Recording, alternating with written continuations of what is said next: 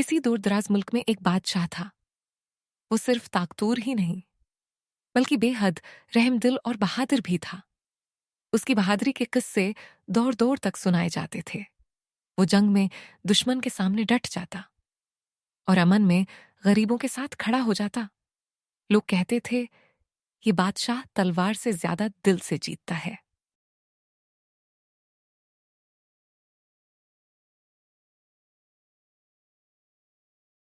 इसी दुनिया में एक और राज था। वहां की शहजादी बेहद खूबसूरत थी, मगर उसका दिल गुरूर से भरा हुआ था। वो किसी को अपने बराबर नहीं समझती थी। खादिम, सिपाही, हत्ती की दूसरे राजे भी उसकी नजर में सब कम थे।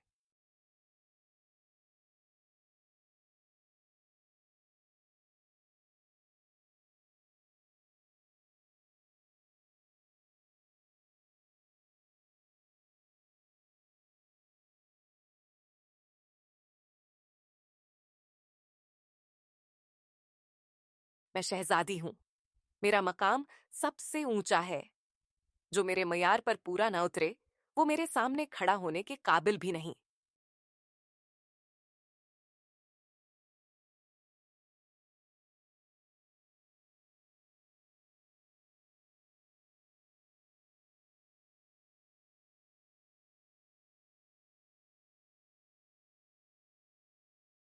हालांकि वो बादशाह को जानती नहीं थी, मगर उसकी बहादुरी और रहम दिल्ली के चर्चे बहुत सुनती थी।